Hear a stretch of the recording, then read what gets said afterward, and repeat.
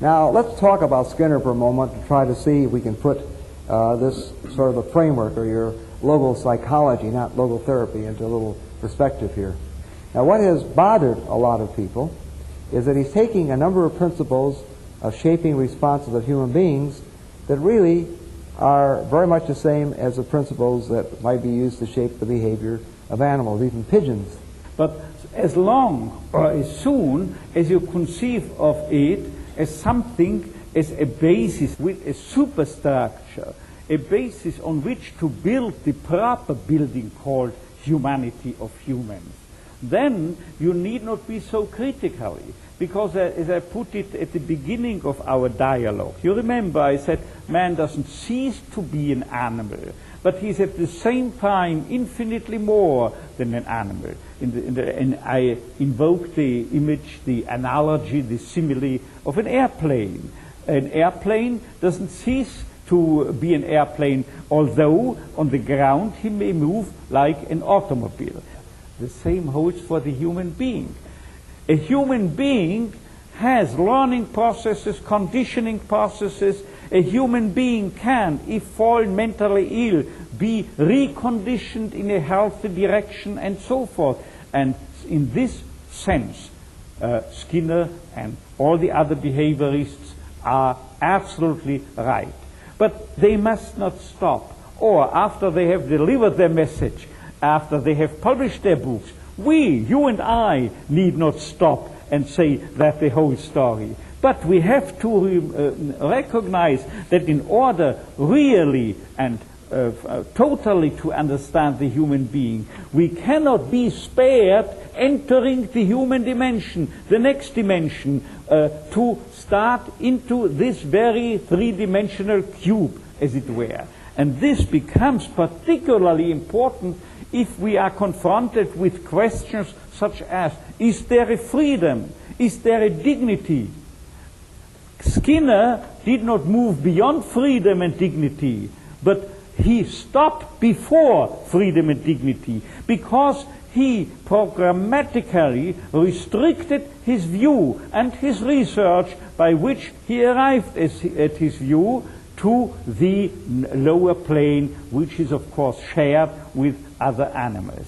And so you will understand how come that I once reacted in a question-answer period to a student of Konrad Lorenz.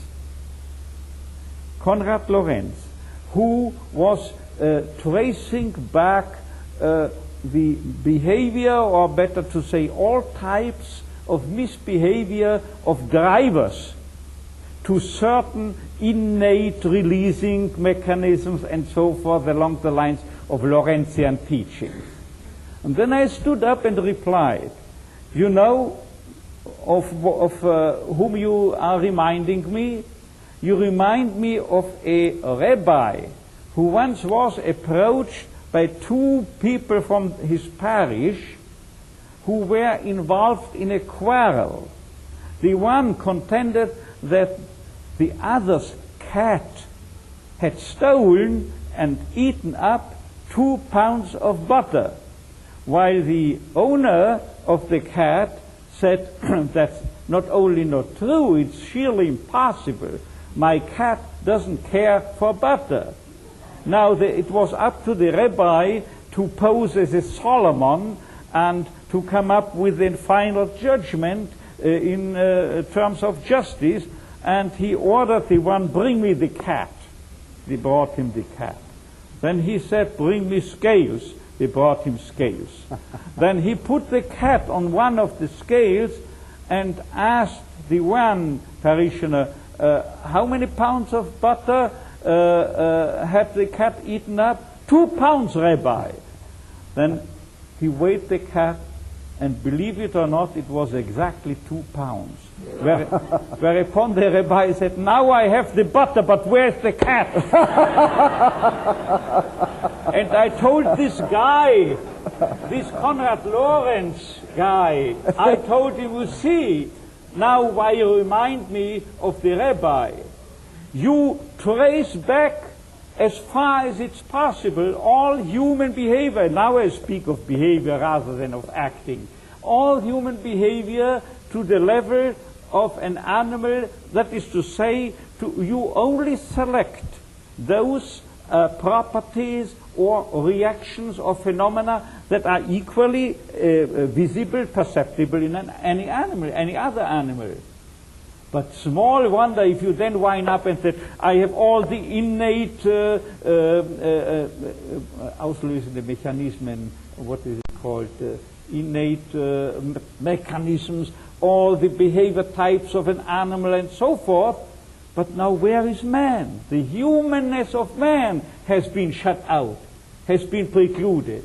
So small wonder that he doesn't find it. Small wonder that as long as you restrict Skinner to this basic square, he cannot even see the phenomena such as conscience and or freedom or dignity.